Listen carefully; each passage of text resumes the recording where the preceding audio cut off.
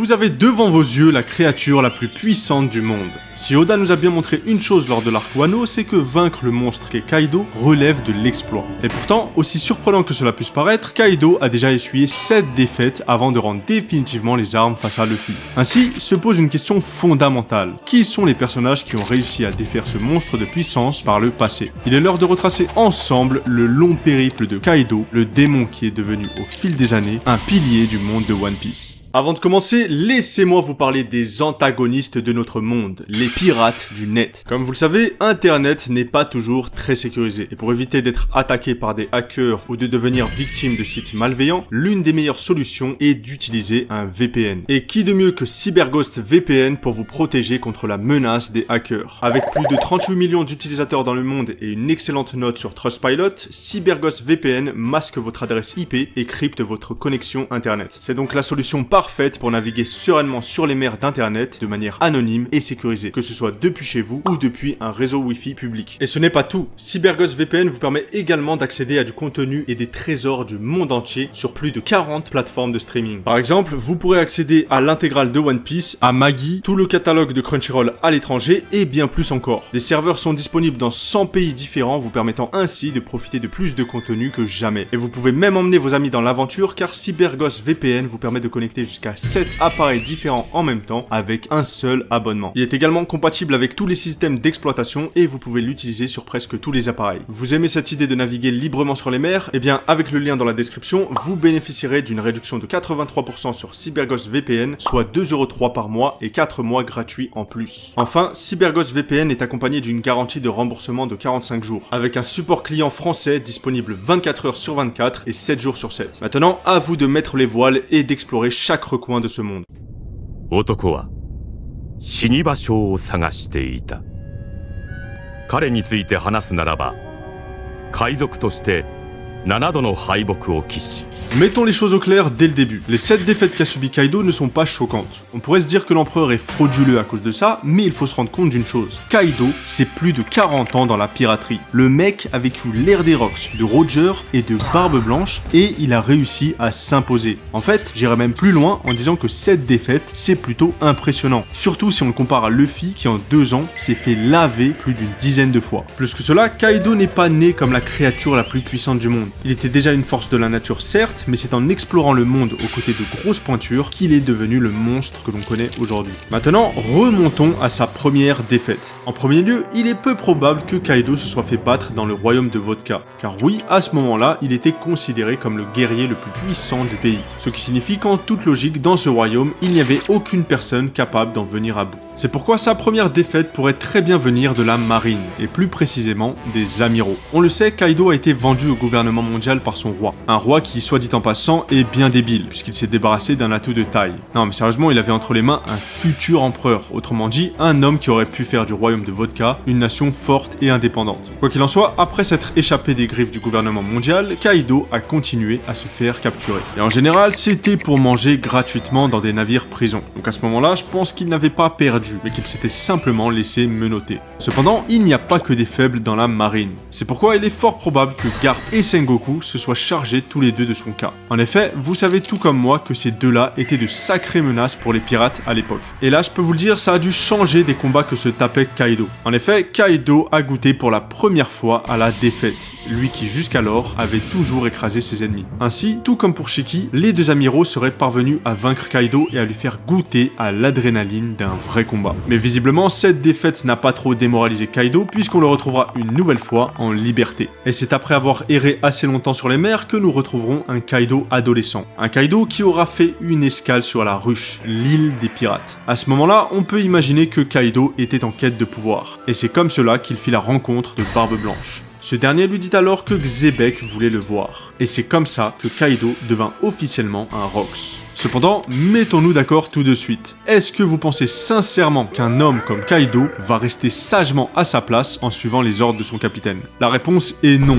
Désormais, Kaido a la fièvre du combat. Il a tapé de la bleusaille toute sa vie et il veut tester son vrai niveau. Ainsi, il est facile d'imaginer que Kaido a provoqué Xebec en duel. Et ça ferait sens car les Rocks étaient connus pour être des pirates sans foi ni loi qui se battaient constamment l'un contre l'autre jusqu'à même parfois se tuer. Donc un membre d'équipage qui vient juste d'arriver et qui veut se battre contre le capitaine, ce n'est pas aberrant. Bien sûr, comme vous l'aurez deviné, Kaido connaîtra ici sa seconde défaite. Et j'irai même plus loin, il connaîtra la plus grosse déculottée de sa vie. Une défaite brutale qui lui montrera que son capitaine est à des années-lumière de son niveau. Parce que, encore une fois, on parle de Xebec, un homme maîtrisant les 3 formes du haki et qui a réussi à faire plier sous ses ordres des monstres comme Lin Lin ou Barbe Blanche. Et en parlant du loup, il ne fait aucun doute que l'homme le plus fort du monde a donné une 3e défaite à Kaido. Et pourquoi cela? Parce que je suis convaincu que le système de commandement chez les Rocks est similaire à celui de l'équipage que Kaido formera dans le futur. C'est-à-dire que pour prendre la place d'un commandant, il faut le vaincre. Et Kaido, se sentant tout puissant et n'arrivant pas à vaincre le capitaine, cherchera à s'en prendre au second. Mais comme vous le savez, Edward Newgate n'est pas n'importe qui, et lui montrera justement pourquoi il détient cette place si précieuse au sein des Rocks. Mais la furie de Kaido ne s'arrêtera pas là, puisque par la suite, il visera la place de 2e commandant, une place détenue par Shiki le Lion d'Or. Moins impressionnant que Barbe Blanche, Kaido pensait avoir ses chances. Mais ce dernier est également un pirate très expérimenté, maniant à l'époque 2 sabres légendaires. Kaido se fera une nouvelle fois battre et abandonnera ainsi l'idée de gravir les échelons tout de suite. Car oui, il refusait de se battre contre son amie Charlotte Lin Lin, qui était la 3e commandante. Nous sommes désormais 38 ans avant la trame principale de One Piece, et un événement majeur se prépare. Xebec a décidé d'attaquer God Valley, une île où se trouvent actuellement les dragons célestes, faisant tranquillement une chasse à l'homme. Ça va, on vous dérange pas trop? Bref, vous l'aurez compris, ce champ de bataille va être le moment idéal pour permettre à Kaido de montrer ce qu'il vaut. Cependant, rien ne se passera comme prévu. En effet, un peu à la manière de Luffy sur Marineford, Kaido comprendra qu'il n'a pas encore sa place parmi les plus grands de ce monde. Et c'est comme cela qu'il se fera vaincre une première fois par le seul et unique Goldie Roger. À ce moment-là, Kaido comprit à quel point le haki était la forme de pouvoir la plus puissante au monde. En l'espace d'un instant, il se fera terrasser par le haki des rois ultimes de celui qui allait devenir un jour le roi des pirates. Kaido fut mis à terre durant un petit moment, mais ça ne le découragera pas pour autant puisque malgré ses blessures profondes, il s'en prendra au vice-amiral Garp. Sauf que cette fois-ci, Kaido avait face à lui un tout autre homme. Loin du Garp souriant qu'il avait vaincu avec Sengoku autrefois, Garp se dressait face à lui avec un ton sérieux. Ce dernier s'était allié avec Roger pour repousser les Rocks et était en train de protéger des dragons célestes. Autrement dit, Garp avait bafoué 2 de ses principes et sa colère était sans limite. Ainsi, le dernier souvenir de Kaido concernant cet affrontement sera un coup de poing destructeur de la part de Garp. Et je sais que certains seront sceptiques vis-à-vis de cet affrontement, mais curieusement, il y a des indices concernant cette supposée défaite. En effet, dans un épisode, la Toei a rajouté un passage où l'on voit Garp donner un coup de poing. Et on devine que ce coup de poing était destiné à Kaido. Et lors de cette scène, Kaido dira même à Luffy, Kid et Law qu'il n'a jamais eu aussi mal depuis ces jours-ci. Maintenant, bien sûr, reste à savoir si ce moment est canon ou pas, parce que des fois, la Toei, ils abusent sur des choses et ils rajoutent des scènes comme ça. Donc ça reste à confirmer, mais ce que je peux vous garantir, c'est que Garp a définitivement marqué Kaido par sa force. L'incident de God Valley est terminé. Le monde a été chamboulé et nous arrivons désormais sur la période d'ascension de Kaido. Car oui, jusqu'à présent, le Kaido dont je vous parlais n'était encore qu'un rookie. Il commençait à très bien se débrouiller, mais il lui manquait un atout de taille. Un atout qui lui aura été confié par Charlotte Lin Lin. Je veux bien entendu parler du Zoan mythique du poisson modèle Dragon Azur. On ne sait toujours pas pourquoi exactement Lin Lin a fait don de ce fruit du démon à Kaido, mais une phrase peut peut-être nous révéler ce secret. En effet, lorsque Big Mom mentionnera pour la première fois ce cadeau, elle dira à Kaido qu'il a une dette à vie envers elle. Ainsi, ma théorie est la suivante. Big Mom a sauvé la vie de Kaido. Comment? En lui donnant ce fruit du démon qui lui a permis de se relever de ses blessures. Après avoir été tabassé par Garp et surtout Roger, Kaido devait être dans un piteux état à la fin de cette guerre. Et ainsi, ce fruit du démon mythique lui aurait permis de se remettre en forme, lui conférant par la même occasion une résistance et une immunité hors du commun. Et sans le savoir, Big Mom venait de créer un monstre encore plus féroce que jamais. Cependant, malgré ce cadeau, Kaido abandonnera Lin Lin et constituera petit à petit son propre équipage. Un équipage basé sur la force brute. Car Kaido, après s'être fait lessiver sur God Valley, comprit que c'était les forts qui pourraient imposer leur vision du monde. À ce moment de sa vie, Kaido avait 6 défaites à son actif.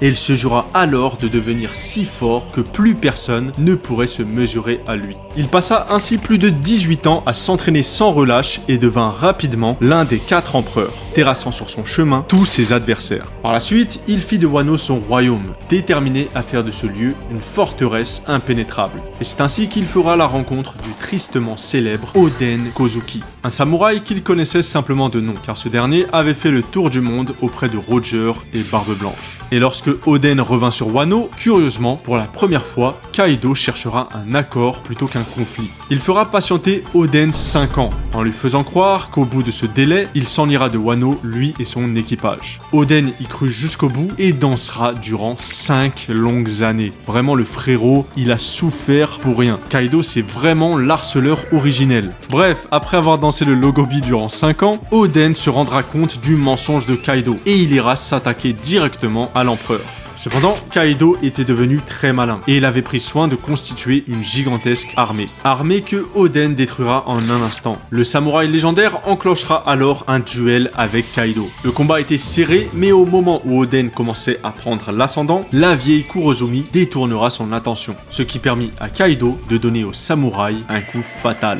Maintenant, pourquoi je parle de ce combat s'il n'y a pas eu de défaite de la part de Kaido? Eh bien tout simplement parce que je suis convaincu que l'empereur considère lui-même cet événement comme sa 7e défaite. En effet, Oden lui avait laissé une blessure éternelle. Une blessure qu'il portera toute sa vie et qui lui rappellera douloureusement que l'adversaire qu'il avait face à lui aurait pu le vaincre définitivement. Ainsi, la défaite n'était pas physique mais plutôt mentale. Car durant tout le reste de sa vie, Kaido se souviendra de Oden, celui qui a réussi à vraiment le traumatiser. Je vous ai donc présenté les 7 personnages qui auront su faire ployer le genou à Kaido. Cependant, il reste un chapitre pour clôturer l'histoire de ce monstre de puissance. 20 ans après sa dernière défaite, Kaido sombrera lentement dans la tristesse. Durant toutes ces années, personne n'avait été capable de lui donner les mêmes frissons que lors de son combat contre Oden. Kaido était devenu beaucoup trop fort, et il s'agissait à présent de sa plus grande malédiction. Cependant, il s'accrochait à une chose, une lueur d'espoir dans le monde terne et sans saveur qui l'entourait. Après avoir lu le journal d'Oden, il en était convaincu. L'homme qui le vaincrait serait Joy Boy.